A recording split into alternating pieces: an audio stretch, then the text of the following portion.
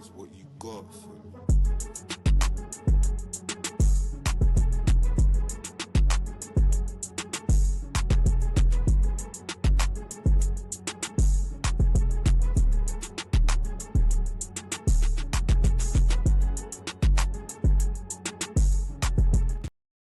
Durag Diaries, aka Durag Delays. Yes, I am late, people, but that is just what it is, because I be running on black timing. Yeah, man, that's all it is. I just be running on black timing sometimes. I was just busy doing some things. But we're here now, we're live, you know what I mean? Big up to the people them inside. Yeah, most definitely. Daniel Teixeira gets it. He gets it. But make sure you guys are smashing the like button on this video. Make sure you are subscribed to the boy, because we are on the road to 5K, as you can see up there. No durag on today. We have the bonnet, because I can't even lie. I'm a bit fearful of this Newcastle team. I feel like I can't be wrapped and strapped because I might be the beach. But hey, we're gonna have to see. We're gonna have to see how the game goes later on. Make sure you guys smash a like. We do have a guest. We do have your favorite favorite Durag Diaries co-host. I should call him a co-host at this point. He's on the channel more than he's on his own. But big up to man like Elijah. What are you saying? Bro, how am I joining? The first thing I hear is wrapped and strapped. Am I in the wrong? Might have the wrong link. Because obviously the durag gets wrapped and strapped. I wrap it and then I strap it. But obviously we ain't got no durag on today because it's Newcastle settings, and I'm being honest, like I have to say safety pause on that one, gang. I ain't gonna lie. Yeah, we might actually get the strap. I'm just saying we might actually get the strap. So hey, safety pause, but hey, I'm just saying. I'm just not that confident. That's all I was saying. So, man, big up to Elijah. Make sure you guys are subscribing to Too Much of E. The link is in the title, so you don't have to go anywhere to actually find it. And Ghosted and some of the other mods, please, if you appreciate, just throw his channel in the in the chat every now and then throughout the stream. I need to get stream elements. That's what I need to do. So, someone remind me. Stream elements. Yeah. Because I've seen that one little exclamation mark name. Let's do what Never a Fowler doing. Big up to everyone inside. Martin Luns, yeah, I'm sorry, I was mad late. But hey, we're here right now. Luca J, big up to you here, nice and early. Big up Jords in the chat. Smash a like on the way in. Big up to Ghosted. Big up to my guy Hyper, who is a member. Big up Durag Delays. As he said, big up to Ghosted, man. Look, customer service announcement. You guys just gotta take it in. Take it in, man. Big up to Ben Bryan, big up to Kays. Yeah, it's a mad AO, but hey, we're here. Bro, put on the hijab and pray to God that we won't be touched. And that just sounded mad. Just all the that didn't flow together. Like our context is crazy. Our context is crazy. And big up to you, Ghosted. But hey, look, let's just start there. How are we feeling today, man? How are you feeling? Because obviously I've said myself, like, I'm not feeling great. You said. I mean, I feel all right. You know, I mean, it's not that I'm confident, but I'm not nervous either. It's just, you know, it's just because like it's I think because it's a cup game, like I don't feel as nervous about it. Like anything can really happen in a cup game, and it's a one-off game. It's not like we have to play two legs. So the way I say it, bro, I know it's a way to St. James's Park, but I wouldn't be surprised if we got the win. To be honest, you know what I'm saying? If we went through, I'm not going to act like I didn't expect it. I actually think that we definitely can win this game because I'm not really sold on Newcastle right now, as much as they're a very good team with very good players and a lot of individual quality. I'm not sold on them, man. They've had a few stinky performances this season, so I'm hoping that we can just neutralize them. I know, obviously, they've got better players than Everton, but I think the game plan might be a bit similar in terms of, like, set pieces and, you know what I'm saying, defend. But I feel like I feel like we have the personnel to make it difficult for Newcastle, even if they score a goal. You know what I'm saying? I feel like we have the personnel to make it a bit difficult because I can't lie. Dan Burn, yeah, he's one of the most 5'3", 6'6" people I've ever seen in my life. It's like he's not dominant in the air. I swear he's not. Whenever I watch him, he's not dominant in the air. And it's like, bro, you're 6'6". I mean, we can relate because Van der Ven, let's be honest, up until this season, hasn't really been dominant in the air Yeah, either. it's like I was seeing this year look really good, but like usually Van der Ven's been getting bullied in the air, bro. yeah, literally, it's like, how are you doing this? It's like, I don't get it. But I think, you know, Newcastle away is a very difficult game. If we set up for the game and it doesn't work out, not going to be like shouting at Frank or nothing like that. It's just a difficult game, innit? And they have a lot of good players, so it is what it is. Now, if we get absolutely smoked and Frank does some bullshit, then I'll call it out. But I don't think it's going to come to that. I think it'll just be a difficult game regardless, no matter how we set up. So it'll be interesting. But I do believe we can get a win, in my opinion. I believe. No, don't get me wrong. I definitely believe we can get a win. I'm just hesitant because it's a Newcastle team who, when I looked at it yesterday, I didn't actually know the stat, but we've only won one in our last 5 games against them. Before that, it was the other way around, and they had 1 win in their last 5 against us. So we haven't been good against them in the last couple of years. Obviously, last season were 2 very tight games, the 2-1s. I think the first game you could say, I think, was the very unfortunate. Was that the Callum Wilson? That would have been Callum Wilson when he got a dodgy goal. Pretty sure that was last year. It was either last year or the year before, but I remember Callum Wilson getting a really dodgy goal from sort of the edge of the area in a tight game. And I just feel like they probably got a bit lucky in that one. But this is a Newcastle team who last year in their run in the Carabao Cup, they beat Chelsea, they beat Arsenal, they beat Liverpool. They beat a lot of big teams on their way to winning it. And Eddie Howe has gone out there to sort of reaffirm that they do want to maintain this competition. You know, it's very important for them as the reigning champions to come in and make sure that they are like looking at this game as important as they would the game on the weekend, because it's another potential trophy that they can win. But more importantly, like you said, they do have some players in there who are dangerous. And when we talk about some of the changes that Frank are going to make, is also we've got to be wary on what some of the changes that Newcastle can make. Some of it could help them. Some of it could, be a detriment to them. You know, let's just say they drop Voltemada and they play Osula. Gives me a massive bit of confidence, you know, if they make some of that rotation. But there is a few players that are out at the moment. Just going through some of that team news, I think for Newcastle, Sven Botman has a cut but no concussion, so I'm not really too sure whether that means he's going to play tonight. Lewis Hall is unavailable still. Tino Livramento is still unavailable, so they're out without their 2 main fullbacks, which is massive for us, especially for a player like Kudus, who would look to take advantage of those wide areas. Lewis Hall was one of the best left backs in the league last season, so that's a big miss for them.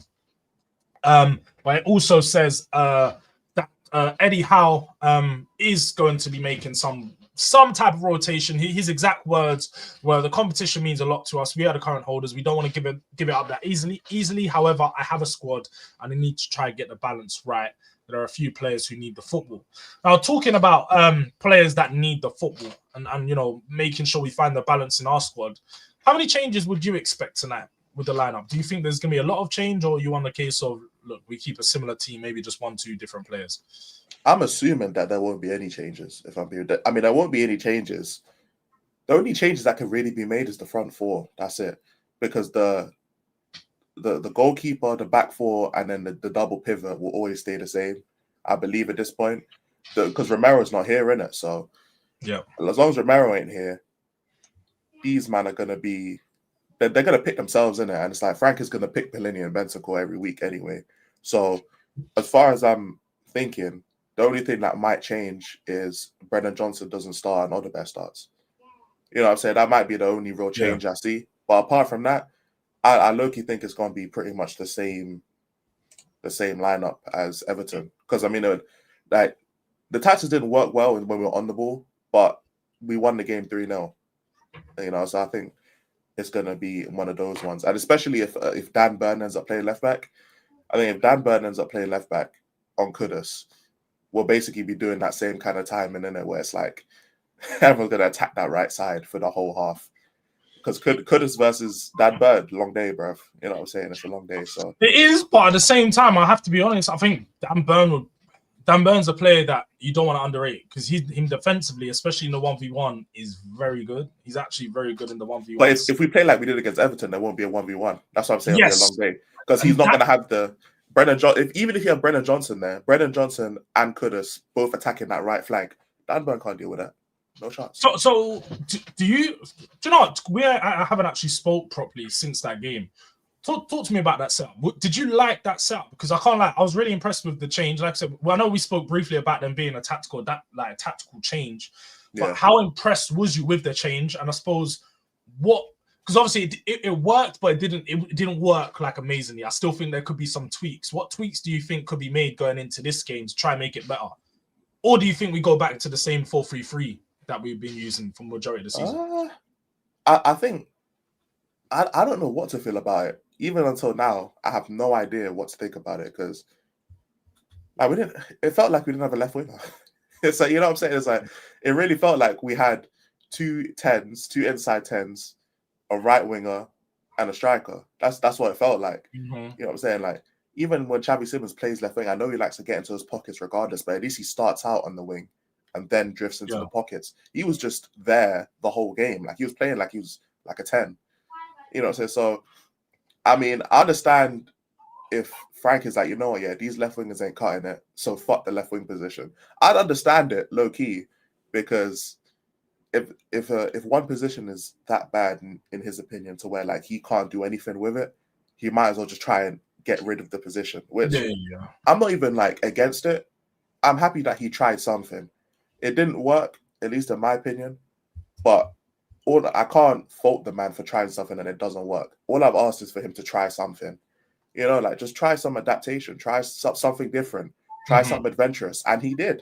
So even if it didn't work, even if the result was different, I'm not going to sit up here and complain that he tried something different because I don't have us winning a trophy anyway. So I could be mad as hell we didn't beat Everton. But what does that mean in the grand scheme of things? Not much. At least he tried something and we know it doesn't work.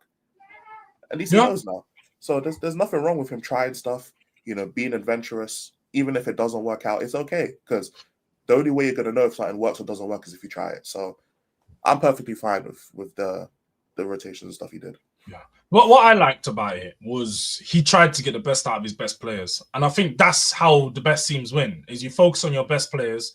How can we get the most out of Kudus? How can we get the most out of Xavi in those forward positions? Because we have to look at our forward line. And like you said, the left wing at this moment in time, nobody can claim it. Nobody can take it for their own. I don't think any of the performances have been convincing enough to let you think that, yeah, Odegaard, this is your position. Yeah, this is your position. So I liked it. I liked the change. I like Gray is actually injured. Actually, you know. Yeah, that as well. We're going to get into. He's out 4 weeks. Potentially could be. They're saying 4 to 8 weeks. A calf injury. We'll get into some of the details and how that could impact the team. But just back to the shape. I liked it because we got Kudus and Xavi into those central areas, giving Kudus a little bit more freedom. And like you said, he's not in a 1v1 situation so much. In fact, he's not in a 2 or 3v1 because I feel like a lot of the times when he's out in that right wing, it's a 2v1/3v1 situation. You usually have the centre back and the fullback marking him, or the fullback and the centre mid, or sometimes all three of them, depending on if the team plays for free at the back or not, and they can give another player into that area. So I feel like it's helping get the best out of Kudus, but then also Xavi, I know some people are going to say the game wasn't that good. He wasn't that great, but you can see he was growing in the confidence. He was getting the ball in a lot more spaces. I think there was one attack that we had where he actually got on it, drove through the middle. He sort of done a little turn of the body, not a 360, but he sort of shifted his body in a 360 motion and then created something. I feel like we need to get him into a lot of those scenarios. And I think that situation itself was created from Van der Ven playing the ball through the lines into Xavi's feet. So if we can get the ball to Xavi more in those situations, in that half space, and Kudus in that sort of middle space, I think we can look to be dangerous. But like you said, we did neglect the left-hand side. Now, I think that tactical setup works when you have a Dogi out on the left wing, because Dogi actually overlaps. He does overlapping runs. He can run around the left-hand side of the fullback. And that's one of the very basics of like fucking physics, I suppose, And a problem, it's always going to be a natural problem with playing Jed Spence on that side, is Jed Spence, whenever he receives the ball, naturally opens up inwards. So it's always opening up to the players that are going to be running towards him, defending in the central midfielders for the other team, or the fullback. Can never really go around the outside and use that space. So it's always going to be a problem for us. And I think when you play with this tactical setup and have Jed Spence, we're never going to thrive too much on the attacking sense on the left-hand side. But I'm open. I'm open to seeing this again. I think, like I said, we need to see a few more tweaks and we need to see it play together a few more times to see if it could actually work. But when we talk about today, when we talk about the central midfielders, I think we know the two players that need to start. As much as we have complained about them at times, we're looking at probably one of the best midfield setups we're going up against in this game, whether it's Tonali, Guimaraes, whether it's Joe Linton, Guimaraes, whether it's all three of them in there. It's going to be a tough midfield to go up against. And we might see Lewis Miley in there, but he's, again, really talented. Do you think it's just Bentancur and Paulinho? It's got to be those two. And then also, obviously, talk a bit about how Archie Gray could be impacted with his injury. Because, to be fair, this could have been a game where he got minutes, with it being League Cup, with it being... And him playing in that last game, the Monaco, he actually looked pretty good. Yeah. Where are you at with it? You know, it is, yes. I feel bad for Archie in it because I actually thought Archie was very good against Monaco. I know people are like on the fence about it. I thought he was very good against Monaco, and I was low-key like not excited, but I wasn't as much against him getting minutes anymore in terms of like the way he's kind of progressed as a player, because we haven't really got a chance to see it. We saw him play in the midfield against Burnley, and then he's kind of just been there. He ain't really played for real. So seeing him start against Monaco, especially over Jed Spence, and have the game that he had, I was a lot more like on board with Archie Gray being a rotational player. So it's unfortunate now that he gets the injury. At least, we have 2 weeks of international break upcoming, so that will eat into the time that he's out for. So even though it's still unfortunate, and prayers up to him, at least he has the international break to like kind of rehab, and we don't have games then, so he'll be back to play as many games as he can. But yeah, it'll have to be Bentancur and Paulinho. Like I've always maintained that Bentancur and Paulinho as a pivot only works when we don't have the ball. Like it works when we're getting dominated. We need someone who can break up play and then keep the ball moving for us, start off attacks. And when we're generally just not in possession most of the time, like that's when that duo shines. And you notice that like in the second half of Everton, they were a lot better. I think those two damn near ran the game along with Danso and Van de Ven, because Everton basically had the ball the whole second half and were just trying to attack. And you notice that Bentancur and Paulinho, they thrived a lot better in that scenario. And if we're going to basically go to the Newcastle game in which Newcastle are going to try and play and we're just going to sit back and defend and then pick off their mistakes, then this is the game for Bentancur and Paulinho again. It's another game for them, to be honest. If we go out there and we're trying to play football, then it's going to be a horrible duo. It's going to be a horrible pivot to watch if we're going to out there try and play football. Because it sounds crazy, but Paulinho might be better at than Bentancur this season. It's crazy.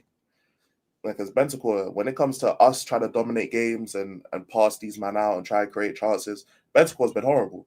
So it's going to be interesting to see how we set up for the game. But them two starting, it's one of the only things guaranteed in life, innit? Death, taxes, and that fucking pivot. So it'll be interesting to see if who plays in the 10. That's all I'm really looking at. Who plays in the 10? No, it is. It's just on Archie Gray, it is unfortunate for him because, like I said, I feel like this could have been an opportunity for him to build up some more minutes. And for a player that hasn't really played much, it's always unfortunate to see those players get injuries. When we talk about that pivot, like I said, I think 3 things guaranteed, and that is definitely one of them. I just think when you look at the midfield that we're going to be going up against, it's very strong, it's very combative, it's very physical. We probably need to match them man for man in there. It's funny that you say regarding Paulinho, because like whenever I've watched him, he seems to be the better player going forward, which is really confusing because I've seen Bentancur be a really a strong attacking player in previous seasons, but this year, and I suppose last year as well, but this year in particular, just more defensive than ever. And he seems to be the deeper of the two when they play together. It's always Bentancur sitting right next to defenders and Paulinho sort of being the guy to press a bit higher, try to break down the game a bit higher, be our defending from the front foot. But he is a monster. I can't lie. Like, I'm quickly starting to think that Paulinho is the best signing of the window all round. Like, I just think when you look at the amount of money we invested in, when you look at the player, the experience, what was expected of him, I feel like he's just exceeding expectations and levels up. Like, he's made our defensive structure just look a whole lot better having him in there. But also, just like having a real DM. Like, I think I watch our team, you're like, yeah, this is a proper DM. Every time you watch him play, he's just breaking down the game. I mean, I've seen not so many. I've seen Caicedo, I've seen Partey do this for some of our rivals for years, and we've been missing that type of player. So it's good to have him back in there. Now I can see a few people saying I'm sounding like I'm in a submarine. Let me check you don't sound that bad to me. I don't know. Let me check my audio's on the right one. Wrong mic this whole time. It's a lot better now. Is it? It's a lot better now, to be fair, yeah. But it's not like you sounded terrible. It's mad. It must have been connected to my webcam. Well, thank you, JJ Spurs. Big up to you, J Spurs, letting us know. Everyone else ignoring it. Yeah, I hear what you man are on. See, sabotage. But no, I do think that that's the pivot to go with for this game. And then I also think that with the Newcastle team, we've got to be hesitant to do too much rotation and throw a Sarr in there, simply because if we do throw Sarr in there, the only position I feel like he could really play in this game would be the 10. Now, that's where I think we get onto who does start in the 10. Does Xavi get dropped? I put it in the title because I know a lot of fans are at the case of drop Xavi. It's not a Xavi game, though. Like, at least in my opinion, I just don't think it's a Xavi. Don't you think it's a game where it's going to be a lot of transitions? Yes, but that's why I'd want Sarr. But like, when it comes to Xavi, like, Xavi is just low on confidence in it. In a game like Newcastle away, I don't know if that's the game where you start a low confidence Xavi Simons. You know what I'm saying? It's, especially when it's going to be a smash and grab game, where the way I see it playing out is, I think we'll have more possession, especially going into the second half, but Newcastle will basically be more brutal with it. Yeah. And even though I don't see Newcastle necessarily scoring, maybe one goal, maybe, they're still going to be, it's going to be like the Everton game. Like, we'll start off with a bit more of the ball, and then if we score in the first half, especially if we go into the half with a lead, Newcastle just going to pile on the pressure the whole second half. It's going to be like Everton, but they just have more quality. So I don't know if that's the type of game I want to see Xavi Simons in. I think he needs a game where he can get his confidence up a bit, especially when it's the Carabao Cup, but it's like a one and done game.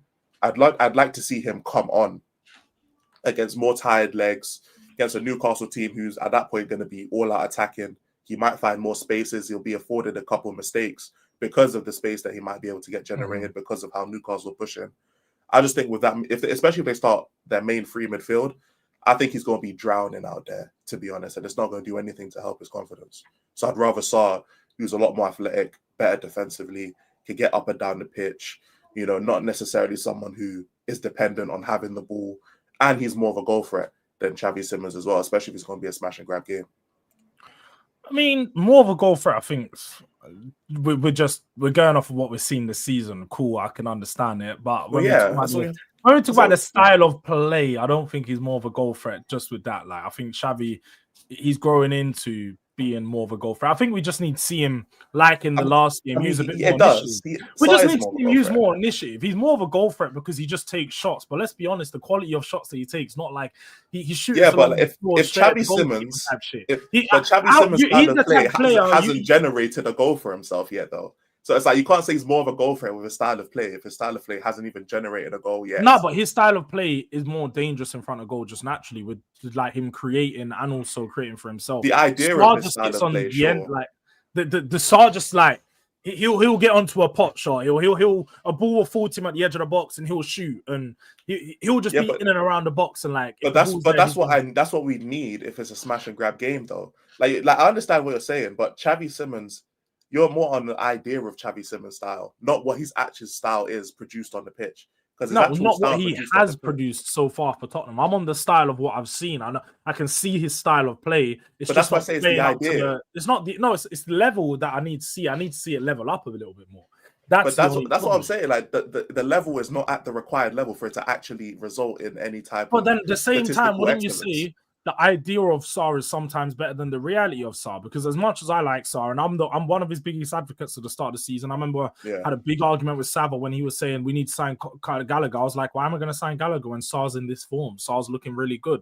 I'm a big advocate for him, but I think sometimes the idea is better than the reality of Sarr, because when he actually does get on the ball, he does lose it a lot for us. There's a lot of times that he's sort of dragging his heels and he's trying to dribble through the middle of the pitch. And like Xavi done, literally the same way Xavi lost the ball on the attack against Everton, we've seen Sarr do that enough times, just running, and he trips up on himself and he loses the ball and shit like that. Or he'll pass it, a basic pass gone behind the player and now it's gone out for a throw-in.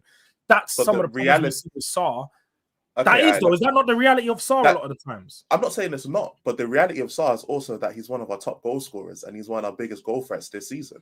The reality of Sarr is also that when we play him in the 10 and we use him as a pressing initiator, we looked a lot better in terms of pinning teams back. That is also the reality of Sarr. We looked better in pinning teams back, but then also in possession, we looked really poor. And one of the biggest problems we had was in possession. What was we actually doing? Not that. But that's why I say if this is a game where Newcastle dominate possession, I want Pap Sarr in the team. That's what I'm saying. Like, if there's going to be a game where Newcastle are going to dominate possession and we're going to smash and grab, then I'd want Pap Sarr in the team over Xavi Simons. Because obviously Xavi, the style that he plays in, he should be borderline undroppable. But the problem is that, and this is where it's similar to Wirtz. Like the style of play that they have is very good, and in theory it should be undroppable. But the way they're playing is not mapping out to anything. You get what I'm saying? And so I think Xavi Simons needs some time and he's young and I understand all these things. I'm not even saying that he's a bad player, but we're not playing 6 months later. We're playing tonight at 8 p.m. Right now, yes, Sarr is. I don't want people to act like Sarr is just the answer to everything, because he's not. He has a lot of flaws in this game still. But if you're looking at the players we're going against, the scenario we're in, right now I'm starting Pap Sarr and then bringing on Xavi Simons to replace him. That's what I'm doing personally. I'm not starting Xavi, because you got to look at the competition we're playing, the midfielders he's going to be going up against, the style of play, the amount of possession we're going to have. Like, I understand Xavi's just way more technical sound, a lot more savvy, can create better opportunities, but he can do that. How many times have we actually seen that? Not enough to where it's like... We haven't seen it nowhere near enough. But I'll be honest, I wouldn't even mind seeing Xavi start on the left today. I'll be honest, I wouldn't even mind seeing Xavi start on the left. I think he's going to be coming up against an old Kieran Trippier, who I'm pretty sure I remember in the last game against Newcastle, Son was cooking him. Son was cooking him out on that left-hand side. Yeah. So if Son can cook him, I'm pretty sure Xavi will. And I just think also, like, when Xavi plays on that left, we've just got to realize, we've got to do what we've done against Everton. Just realize, look, he's not going to be out on that left-hand side. Look at Arsenal. I think when Arsenal play with Trossard on the left-hand side, they don't expect Trossard to receive the ball out on the left on the touchline. He just doesn't do it. He's always drifting inwards. He's doing these runs inside. Give Xavi a free role on that left-hand side to drift inwards, receive the ball the way he did on the weekend, make Spence push up a little bit higher to help him out with that space. And then we've got more players within those middle areas. Because let's be honest, if we start Odegaard out in there, Odegaard's going to beat his first man. But once he gets to the final, gets to the actual box, his final ball is going to be shit. And then when he cuts in to shoot, he's going to go straight at the goalkeeper or over the bar. It's just not good. I like Odegaard, but his final third play just isn't up to the required level.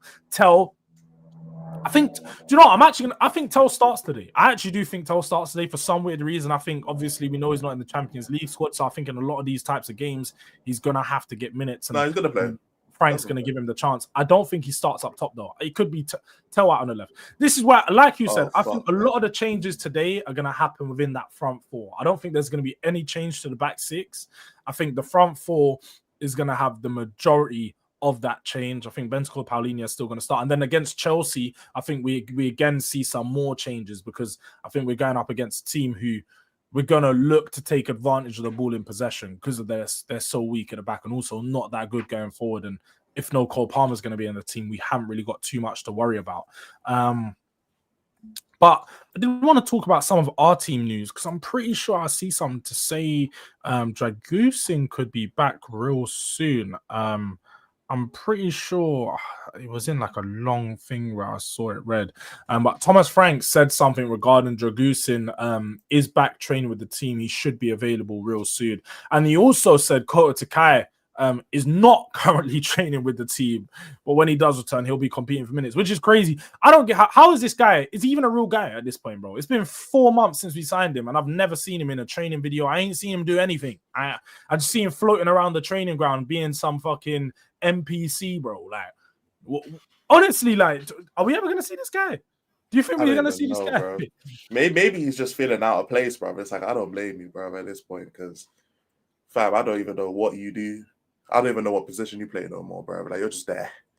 You know what I'm saying? You're just there. And you know what? Fair.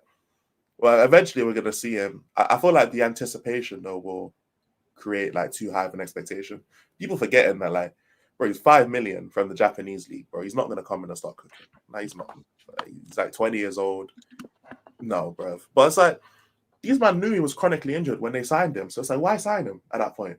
Like, I understand you could flip him and you could end up selling him for more money, but, like, come on. If he's got a fucking chronic illness or a chronic problem with his feet, yeah, that's gonna make him injured all the time, what's the point in signing my man? Like, you might as well just let it go, bro. He's like, even if looking like another Tomiyasu situation, bro. Man just come here collecting a check. His broken legs all on the sideline.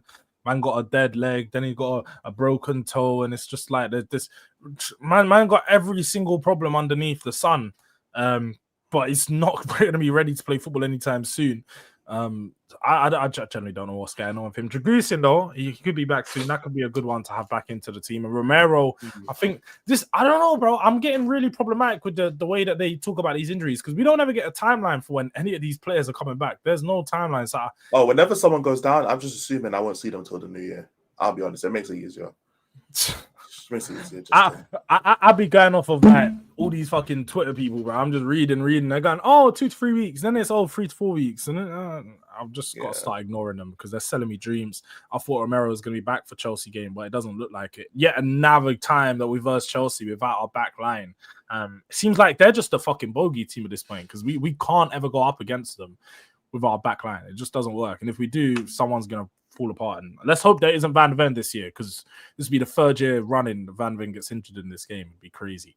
Sudang drops his lineup in here. He goes Kinski, Spence, Dansol, Van de Ven, Byfield, Paulinho, Bergval, Tel, Shabby, Kudus, Kolomowani. Now, I can't see that being the team personally. I don't think Byfield gets any minutes. As much as like I get what you're trying to do, I think he's a really impressive young player, but I don't think he gets minutes in a game against Newcastle at the Stadium of Light for his debut. That'd be crazy. To start as well, that would be mad. Maybe Copenhagen next week, though. I think that could present an opportunity for some of these young players. But again, we have a lot of squad players, so I don't think we have time to be given. You don't Porro versus Gordon. That's the problem, isn't it? Yeah, no, I hear it, but I just don't see us doing the but why risk a young player in a game with a lot on the line? So if we do lose, everyone's gonna be like, Byfield shit. Why are we playing 18-year-olds against Newcastle in a big cup fixture? Like, we remember when Ange made all those changes for the Fulham game, we lost on penalties and everyone cooked Ange. The same will happen to Frank for losing in a cup this early. Although it is Newcastle, he will get cooked for playing young players. So I don't think it would be smart for him. I hear he'll get cooked, but like, if you see the lineup here, like later today, and you see like it's a lot of rotation, like it's only like 4, maybe like 5 or 6 of our first team players in there, and the rest are on the bench, and we've got like some subs, we got maybe a couple young players. How do you feel going into that game if you see a lineup like that? I'm already hesitant in it because we're away from home, but I guess I wouldn't like you see me. I'm probably similar to you. Like I advocate for young players, isn't it? Like I was one of those guys when I had FM, when I had FIFA, man, signing all the players at 19 with the highest potential, bro. That's my shit. Like, I'll go and I'm not Diddy. I'm just trying. I'm not Diddy, but I'm just going to find let me put the best way to word this. Try to find the youngest players with the highest potential so that they could build up the most value in it. It's mad. It just sounds mad. It's 16, not 18. You're right. I forgot him and Luca Williams are the same year. They're like 17. They're scholars. But I wouldn't really.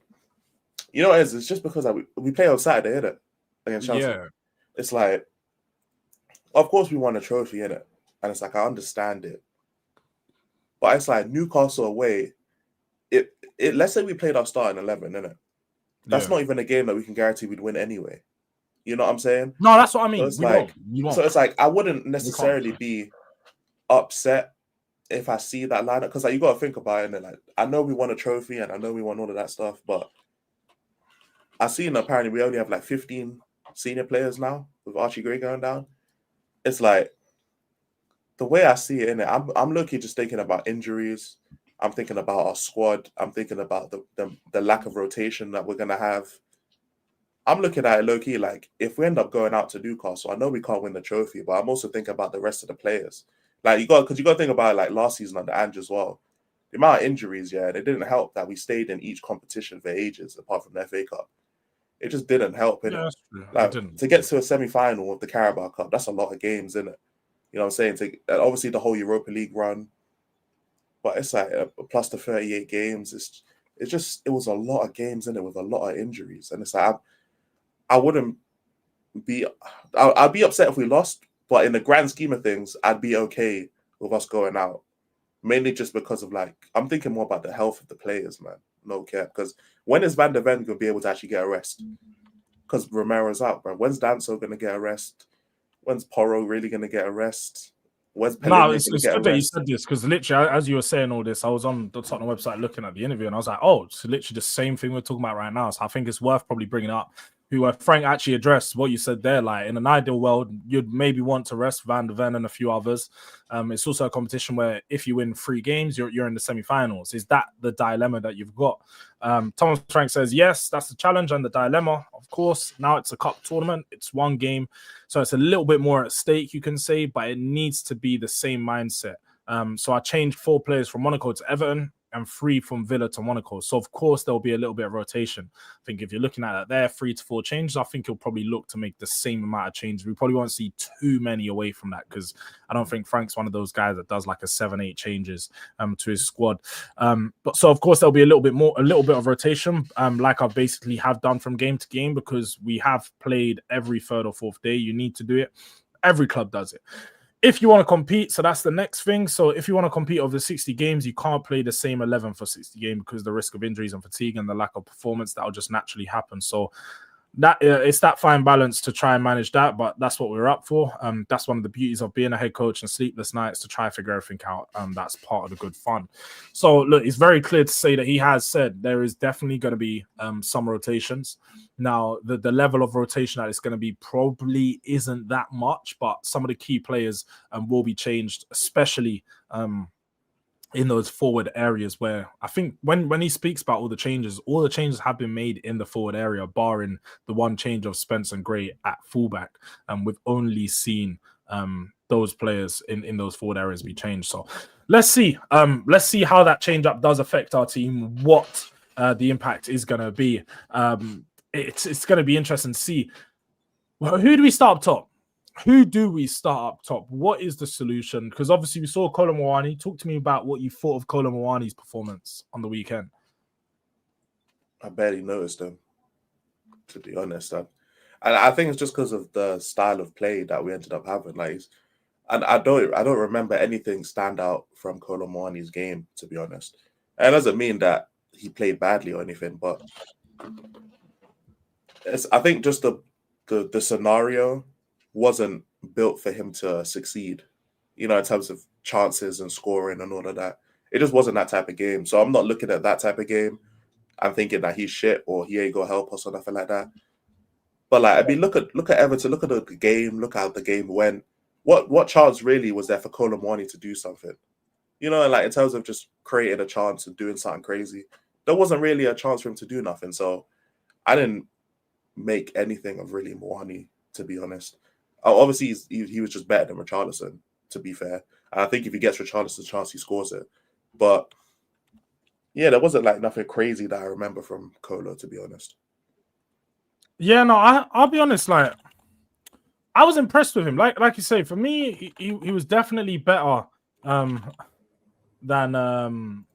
definitely better than Richarlison up top. I think what we saw, like I said, the game probably wasn't made for Kolo Muani to get into the game too much, and I think we've found it has been a bit tough for all of our strikers at the moment because the way that we play probably isn't suited to bring the strikers into the game as much as it was last year, where Solanke was involved a lot, dropping deep, doing the little 1-2s, and pretty much getting 50 to 60 touches in a game. We're now seeing our strikers in Kolo Muani barely get any touches, but do most of his work off the ball. He actually only had 16 touches in the whole game. So it was literally barely anything. A lot of duels, a lot of just trying to win his battles with the defenders. And don't worry, like I said, I don't think I watched the game was like, wow, look, we've got a whole new striker. This looks better. But he was just cleaner. Everything he done was just a little bit better than that of Richarlison. He successfully completed all of his passes, never lost the ball once. The one bit where he did really help us was how we got the first goal was when he went and won the corner, you know, just showing some initiative to take his player on instead of just do the hold-up play thing. He just looks a little bit more football IQ, just a level above and a little bit more switched on than Richarlison. So I think we can look to see Kolo Muani help this attack, you know, piece together a little bit more. But I am interested to see whether he starts again because obviously you got 60 minutes on the weekend or in and around that 60 minutes, which I liked, to be honest, because I don't know if people saw the interview of Frank before the game. I think he said something like he wasn't ready to play a full match. So that made a lot of people think that he wouldn't start. But I like that Frank started him and brought him off rather than brought him onto the game in the 60th minute. So I do think, though, that because he started in this game, do you think Richarlison probably starts in this one? Because, you know, like say, rotation, balance. Or do you think it could be Tel up top? Richarlison's going to start in it. You know, it is, yeah. I was thinking about it earlier, and I think earlier in the stream I said, I think Tel will start. Actually thinking about it, I think Richarlison will start. Mainly because, what's it called? Mainly because, the physicality aspect. Like, Richarlison is not crazily physical. Let me get that in there, bro. No diddy. But he's a lot more physical than Tel. And in a game where Newcastle are just very physical, they like to obviously try and rough players about. I think Richie will be more up for the challenge than Tel. I think Tel will have a very bad game. You know what I'm saying? Low-key, I think Tel should probably start against Chelsea, to be honest. I think Tel should low-key start against Chelsea. I think that would be a better matchup. I think that'd be more funny because I could see Tel scoring against Chelsea, and that would be the greatest narratives in the world, bro. You know what I'm saying? If Tel scores, I mean, I wouldn't mind Tel starting against. I need to see. We need to see Tel off the left. I think start Tel off the left in one of these games to see how he actually performs. Because I feel like we compare him to Odobert a lot. But Odebert's always had a start on the wing. I don't think Tel's actually had a start on the wing, so I do think it's a bit unfair because he doesn't get the same opportunity as Odebert does to shine, sort of picking the ball up from deeper, driving at his man in the wide area. Well, Tel's naturally more of a striker. I don't think he is, though. I think he's a wide forward. That's what I'd call him, a wide forward. I think there's certain, he's suited to play a two up top. I think if you had a second striker and a Tel peels off of that striker, I think you can work. But because obviously nowadays in football, there's barely any two up top teams, you never really get to see these strikers thrive. But I think he's more of a supporting striker who helps the other striker thrive, sort of making runs off of him, playing off of him. And I would like to see him out in the wide area, though. I definitely like to see him in the wide area. I did find this funny. Man, goes to say, I've got a feeling Jords knows Solanke from that end or something. He never talks crud in his name. I actually don't. Solanke and me are I would say years apart, but I don't think we are. We're probably only 2 years apart. But no, I don't know him. I don't know footballers like this, people. It's just the light skin. You know, yeah, this is the light skin anime with tats, light bro. skin anime, yeah. The Holy Trinity, light skin tats and anime, bro. That's what it is, fam. You know what I'm saying? Facts. The man am I just doing, yeah. I see where it is because he's got the anime. He's behind, man am I just assuming that we know each other. I don't know footballers, people. I'm not a famous guy that knows bare footballers or from the. No, you're a famous guy. You just don't know the footballers, but you're famous. Nah, yeah. Plus, I'd be honest. I don't think footballers want to know me because I'm cooking a lot of their peers frequently, and I probably don't say things about. But hey, the Tottenham one shot me. You know, I'm always defending Tottenham, man. Like shit, like I'm trying to put you guys on the map, bro. Brennan Johnson, I've been as much as I've hated on you. I've been putting you in conversations that nobody's gonna put you in conversations with. I put you in conversations with Salah. Yeah, nobody's doing that. I have. I thought you were gonna say Saka. Salah is crazy. Well, I never compared them. I just, you know, when you talk about wingers in the top 6 leagues last year, who scored the most goals? I think there was Salah. Then I think it was Jono. That's why I just said Bukayo Saka. Like Salah's Salah, bro. Saka, sure. I'll hear the Saka conversations, but not Salah, bro. No, to be fair, I think he made 8 or 9 changes, Mr. Udang. It was a lot of changes in that game. But I do get what you mean. I was just saying Byfield, but anyway, he's flying out for the Under-17 World Cup, so he won't be in the squad. Oh, yeah, I did see him and Luca Williams got called up. And was it the Russell Denny guy that you put in the chat earlier? I think Reece Russell Denny or whatever his name is. They all got called up to the Under-17 World Cup, so good luck to them. Big up to Designated Hotspur. Man like Manny. Big up to Manny, man. Sorry, no, it's Manny. I knew his name. It was just flying for me. The username thing is killing me. Like I'm looking at usernames. Yeah, I'll be looking at the usernames and I'm trying to think. I know this person from the thing, but the username throws me off. But no, big up to Manny, man. Big up Ed and Jords watching directly from the motherland. I'm hearing Gray is injured. What's up with Frank's training sessions? Injuring all these players.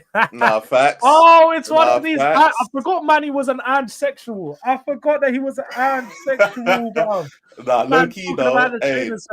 Hey, Luke's been got an AWOL, you know what I'm saying? Luke's been AWOL recently. It might. Do you know what? He might just be filling in, you know what I'm saying? I got a message from him this morning. I got a message from Luke this morning. We're going to be putting something together real soon. So we may see Luke return to the channel real soon, people. And return. We might have to ask about Frank's training sessions, though. That's tough. It could be worth a conversation. I mean, to be fair, Solanke, Madison, Kulusevski, Dragusin were all injured before he came in. So that's 4 players already injured. Solanke was re-injured, but he was already injured. I think Frank's actually... No, but Frank rushed him back and he tore his ACL. Who you talking about? Madison. That's the narrative. Man, the Madison one is so like... No, but that's the narrative, though. No, but he played like 5 minutes on the pitch. What do you expect? He has to play. You have to try. Like, the thing is with these types of like the injuries that a lot of these players have got, yeah, you have to try and bring them back in it. Like, you have to throw them into a match at some point, especially when they've been out for a while. Madison didn't play football for like 3 or 4 months. Then he got thrown into a game that wasn't that intense, but it was a little bit intense. And it was only in the game for like against Arsenal. Bayern. He played in the Arsenal game, but he got injured against Bayern, I'm pretty sure. Oh, okay. Because he played like 15 minutes he played like the 75th minute to 90th minute against Arsenal, and I think he come on maybe at halftime. Someone in the chat will confirm. Maybe like I thought he got injured at like the first game he came back. I'm pretty sure it was second. I'm pretty sure. I said, stop fucking lying. I think you hurt someone's feelings, Elijah. You stop, bro. I literally said, you know, it's people don't want to hear, bro. You know, it's minor, bro. I'm not even gonna get into it. I like Soul Sniper Gaming, bro. Fucking shiver me timbers. Hey, you know? Man. Newcastle was his first game. See, it was Newcastle. Newcastle. Okay. So he might have got injured against Arsenal then. You might still be right. He might have got injured against Arsenal. I remember it being one of the games that he got injured. Yeah, definitely one of the preseason. But I'm just saying that it's just a lot of players, isn't it? Hey? A lot of players. I'm just saying that it's like if Ange caught the injury thing and it's his fault, in it, I'm just saying that some people might say it's Frank's fault, low key, because there has been a lot of injuries. Like, what happened with Archie Gray? Might be his training regiments. I don't know, bro. I mean, Thomas Frank might have crazy training regiments. You know, Takai ain't been back. You know, I thought Takai was supposed to be back a month ago. Dragashin been delayed. Romero still out. I think this is more of an indictment on Spurs' medical team, because still, no matter who the manager is, we still have medical problems. Like, that's what I think. I think this is just a fucking I defended Ange at the time, saying that I still did think that as much as I brushed off the Ange training tactic stuff at first, and because I generally thought the medical department is still really bad. I do still think, you know, the medical department was really bad, and Ange was probably impacted by that just as bad. Like, because let's be honest, in the first season we didn't have the same problem. The second season it hit us really bad, and now we're still recovering from that because we still got in players that are like. I think Udogie. I think Udogie's a player who needs to be looked at. For injury problem. He's been injured every year. Every year we have him, he's had a sustained injury. And I feel like ever since he had that surgery, he just hasn't recovered. Hey, that's a crazy comment.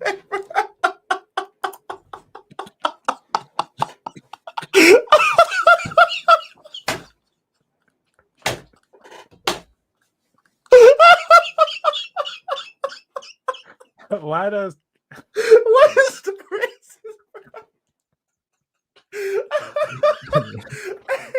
That was actually more racist because it's not. I'm not trying to be racist. It's not. It's even more racist because it's not Japanese, bro. It started in Japan, bro.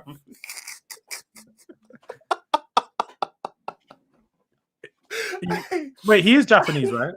Yeah, it didn't start in Japan, bro. It started in Korea or something. No, it started in China, maybe. It started in China, bro. That's not like he's actually just racist, bro. I'm not trying to because rasted. Ghosted, man. Come on, man. Ghosted. Come on. Let's see it. No, you're right, George. You see, that's how logical thinking works. If it's the same situation was put to Ange after players were out for 3 months and reintroduced and got injured, people would have bashed Ange. Nah, they would. They would. No, there was people bashing Ange. But I think some of the players that you saw it happen with was reoccurring. And to be fair, it was a reoccurring situation with Ange bringing players back from injury early because we saw it with Kulusevski. Yeah. We saw it with Van der Ven. We saw it with Romero. We also see it with Udogie before as well at the start of the season. So we saw it a few times with Ange. It was like a repeated situation. And the Kulu one, the Kulu and Van der Ven one actually led them to have serious re-injuries. So that's what I was going to ask, innit? Because them two and Romero, Ange forced them back, and then they got injured in the same game, innit? So did Frank rush Maddison back because he got injured? Nah, I think the Maddison one was in time with in line because he didn't have a big well, he did. He had like a knee injury in it. He was in line with the recovery period. Like we was expecting him back at that point. And it was like getting injured in a preseason game, a no contact injury as well. There's literally nothing like nobody could say about rushing back. When you get an injury like that, it's just like, yo, it's just deep. It's like the Dragusin one. With Dragusin, that was the medical department. The guy had tore his ACL or whatever it was. And then they told him, carry on playing. Walk on it. Go on, run on the pitch for another couple minutes. What the fuck, bro? You run on it. Remember when Partey, like I think he got injured and Arteta shoved him back on the pitch, bro, against us. Oh, against us, innit? And bro. As someone goes through and that's the fucking medical. That's the medical team in that, bro. It's just like, bro, just go back. Hey, you know when like you'd get sick in it when you're in primary school and Mumsy's just like, just take 2 paracetamol and go to school, bro. You know what I'm saying? It's like that shit does not help, but you have to just take the tablets and go to school. That's basically what man. That's our medical team. And to be fair, in other sports they do that a lot of the times. They just give them an injection, say fucking play, bro. You're good. Like especially NFL and them things, they're injecting you up and you're playing through that thing with steroids in your foot. But Dragusin and his agent Shapak is back. Do you know what? I actually haven't heard a word from Dragusin's agent in so long, and I'm so surprised. Like the guy's been, I've even forgot about the guy. He's fucking quiet for the last 7-8 months. I'm surprised he didn't ask him to. You know, in career mode, when you see like 60 overall, like. Hey, boss, I know it's the Champions League final, but I really think I should deserve some minutes, bro. You know? Trying to kick up a fuss and that. Bro. Game, I'm really disappointed I didn't get to play. Or you didn't get to play because you were shit, fam. What do you mean? Like, I've got better players. Out here, then they got you arguing over in the text on FIFA, arguing in a text message, but I can't respond the way I want to. I'd have told you to suck your mum, bro. Like, that's what I'm at. Suck your mum, bro. You're shit. You're looking at the Peggy 3 version of suck your mum. Just going through the options, like which one sounds like suck your mum the worst, bro? You know what? I actually think Dortmund are close to doing that to. I don't know if you've seen the shit with Joby Bellingham. His dad stormed in the dressing room one time at halftime because his son got subbed off, and ever since then he's not really been getting minutes. And apparently they've been having back and forth with his pops and them things. Like, I feel bad for Joe, bro, because I'm sure he ain't really. It's just like parents just ruin opportunities, bro. It's like just in there being too much. Like, yeah, I know they've done the thing with Jude, and they're thinking, let's replicate it. We could do the same thing for you, bro. No, let him play his career. Should have stayed at Sunderland because they're thriving right now. Could have been in the Premier League. Would have been on a way bigger platform than he was at Dortmund. Because again, playing for Sunderland in the Premier League in a pivot next to fucking Granit Xhaka, he would have been getting ratings, bro. People would have been very good, yeah, very good, and you could have got a move to a big Premier League side, but they're trying to orchestrate everything and trying to script it. They're live scripting his career, bro, which makes no sense. Just let the guy play. Yeah, but let's think about Tottenham because we've gone left a little piece, and talk a bit more about what the final lineup is going to be. I'm going to get the lineup builder as we do. Usually build a little lineup on what we think that'll be, but let's start running up predictions. I want everyone in the chat to start throwing in your predictions for the game, what you actually think the scoreline is going to be, and we're going to read them all out real soon. We're currently on 46 likes. 46 people inside, 27 likes. Can we get the likes up just a little piece more? Let's try to get up to at least. Let's have even, man. Let's get 40 likes at least. Let's even those numbers out. But yes, predictions. You're feeling like we're winning, right? Yeah. You're definitely on the we're winning thing, like no doubt. Of course, there's doubt. Newcastle away, but what do you call it? I think we can do the smash and grab thing, innit? I think we can do the smash and grab, in my opinion. But I'm just not sold on Newcastle. Their performances haven't been great. I know Voltemade is very good, and they got a lot of individual quality. But in terms of the team performance, it hasn't really looked great. Certain games for Newcastle, they've been kind of inconsistent. So I'm hoping that they make a couple changes and they don't look that good going forward. And as long as we can counter them, I feel like we'll end up conceding a goal at least. But the damage will really be done. Like if we score first, I'm very confident that we'll end up going through. Yeah, I'm the same. I think if we score first, I'm confident that we'll go through. But at the same time, I'm just hesitant because I think this is a team who they've got quality, and in the attack, they've got a lot more proven quality than us right now. I think when they come together, you've got a few players who just know how to make something happen. Anthony Gordon is going to be a problem tonight, especially in that 1v1 with Pedro Porro. But on the other side, whoever they start, whether it's Murphy or Elanga, or maybe even Barnes, I think Spence will deal with them. The one biggest problem that I am looking out for, and I've been really impressed, is Voltemade, man. He looks like a real issue. He's very good. He gets into good problems, really good inside the box, got some good feet, good movement, plus he's aerially dominant as well. So I think that's one of the areas where we're going to have to watch out for him is with those crosses. If they're just spamming balls into the box, they've got someone who could potentially bully a Dan sort of Van de Ven. But I also think we've got good centre backs who can now deal with that problem. I would predict. I'm going to predict a win. I'm going to predict a tight game, a 2-1 win. I think we can get our get back for what they done to us last season doing the double. So I'm going to go 2-1 win. I'm going to lean on the Spurs side, but I'm hesitant, people. I'm going to say that I'm very hesitant because I think Newcastle's a very good team, and I'll just be honest. If we do lose this game, obviously, if it's not a terrible performance, I'm not going to be mad. Like I'll just be like, hey, look, Newcastle's a team we're competing with for the top 4, so it's going to be a team that we're going to be in and around for most of the season, and we're going to have to try and match their results, innit? So if they beat us in a one-off game, especially away from home, it's not going to be that bad. But I do look at this and say, look, if we beat them, we're in a very good opportunity now. You know, quarterfinals, yet again, another season in the quarterfinals of the League Cup. There could be a few teams go out tonight. I know Arsenal, Liverpool. We still got Arsenal, Liverpool, Chelsea, and City left in the competition. All of them have favourable fixtures, barring Liverpool, who have Palace. I think Arsenal have like a Wickham or someone. Man City have a Swansea.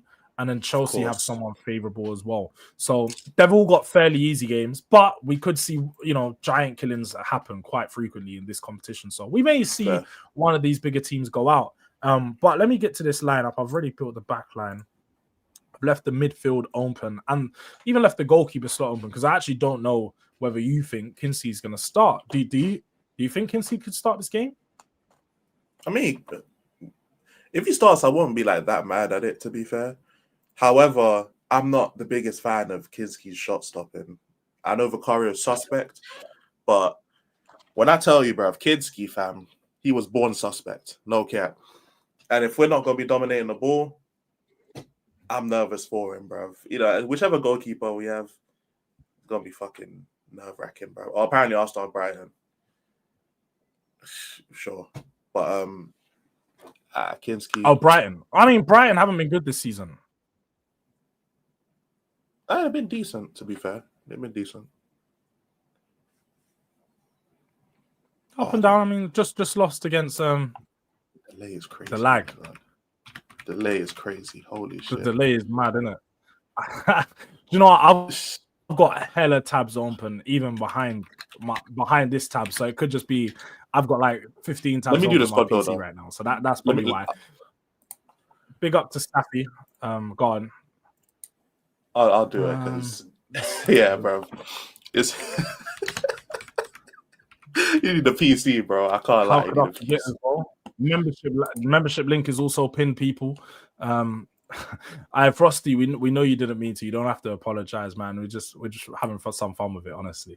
Man didn't close his Bonnie Blue. I definitely don't have Bonnie Blue tabs. That's crazy. That's mad. No Bonnie Blue tabs over here. Oh shit.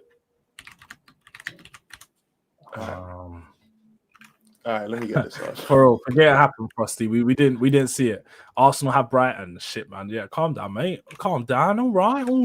I think Arsenal are probably going to beat Brighton. Chelsea could go out to Wolves, though. I actually think Wolves might get their first win of the season against Chelsea. Against this Chelsea side right now, anybody can get at them. Yeah, Liverpool do have Palace, of course. I'm gonna go 2-1 prediction. Let's read out some of the other predictions that we got in the chat. Big up to Mr. Udang, who said 4-2 Newcastle. Ghosted, who's got a 1-0 Spurs. SLD's got a 3-2 Newcastle extra time. There is no extra time SLD. I'm pretty sure it goes straight through to penalties in Carabao Cup now. So there is no extra time. Nems has got 6-0 Newcastle. Raw. Somebody don't rate us. I mean, I hear it, but if anybody else wants to throw in their predictions, please feel free to do so. Big up to DJ Dens every time. Let me share my screen. I appreciate you, bro. 2-2 and a winner on pens. Winner on pens? Yeah, that's the worst prediction so far, bro. Win on pens is crazy. But yeah, so we got the main six in there. So you talk about the goalkeeper. Kinski, man, I don't know my thoughts on Kinski. But if he starts, I wouldn't necessarily be surprised.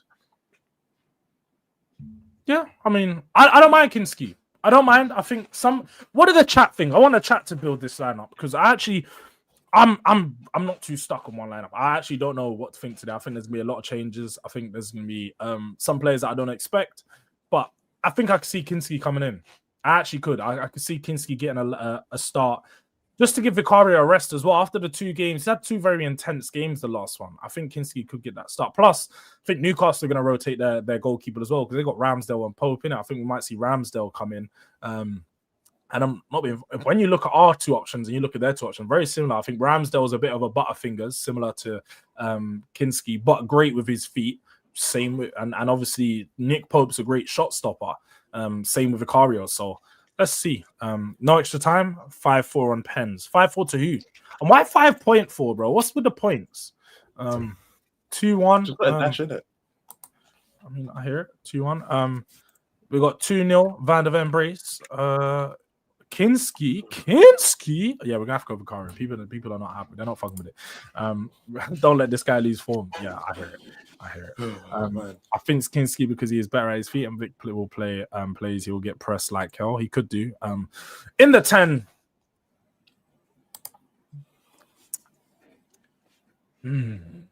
It's interesting. We disagree, so it's up to the chat.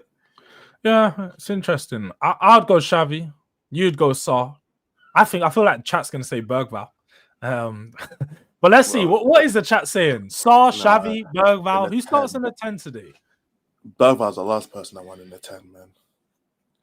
I feel like I just, you know me. I'm Bergvall's biggest advocate, but I'm not a fan of him in the 10. I'm not a fan of him in the 10 at the moment. Like whenever I watch him play, I'm just not convinced of him in that position. What people say, Xavi Simons. Xavi Simonda. Xavier. I think it will go Xavi. Sarr deserves it though. Stinker and Hooks incoming, bro. Up top, I feel like it's gonna be Richarlison.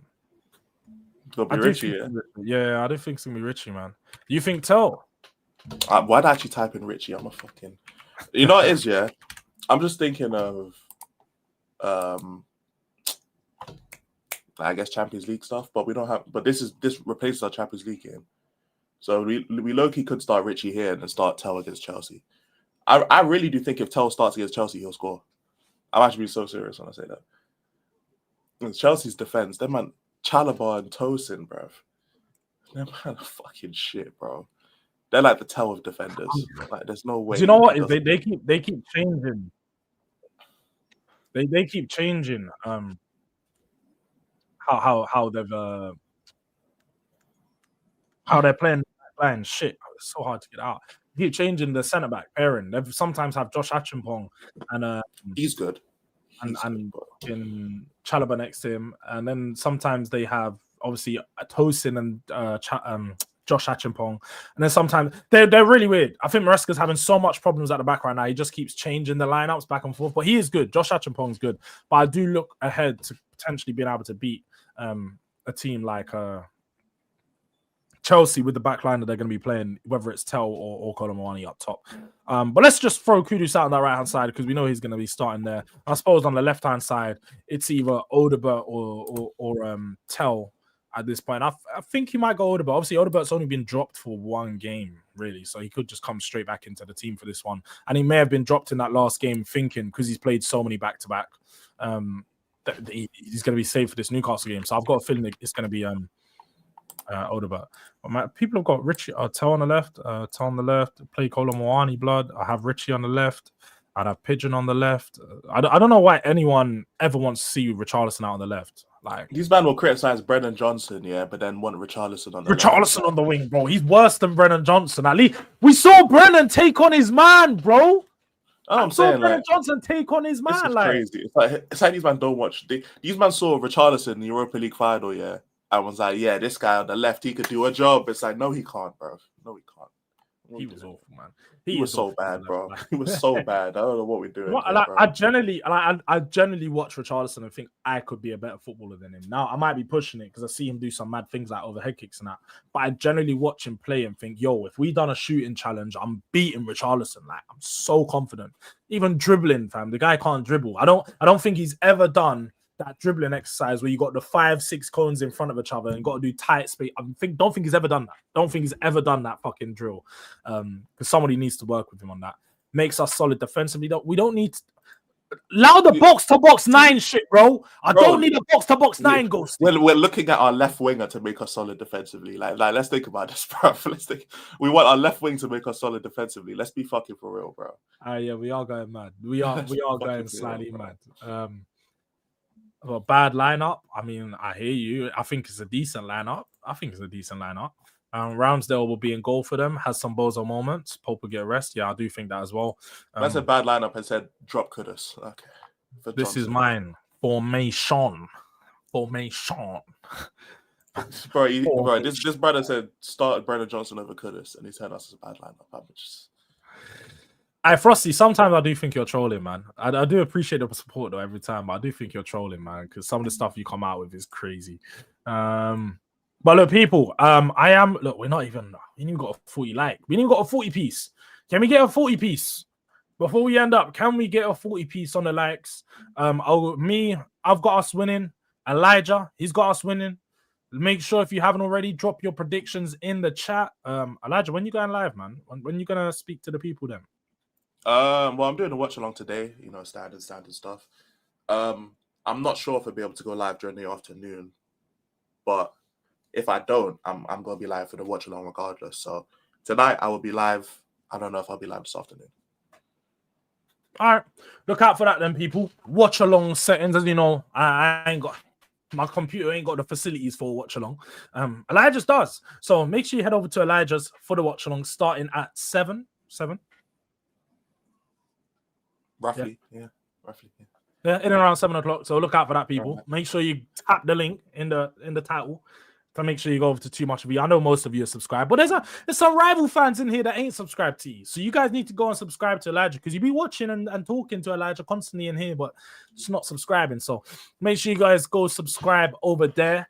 And I know lots of you want to go and continue watching content. So I am going to send you over to the boy Hooks, who's about to go live with the biggest fraud on YouTube. Man like Wolfie. He's going to have a lot to say. Sean Dash, first win last week, but also first loss. So look, people, I need you guys to go over there, DRD rate it up. Go troll Wolfie, man. That's what. Just go troll Wolfie on Sean Dash, the Sean Dash stunner. Yeah. It's going to be a good one. It's going to be a good one. But yeah, man. Look, people, have a good day. God bless. Goodbye. Until next time, 10 a.m. tomorrow. We'll be back.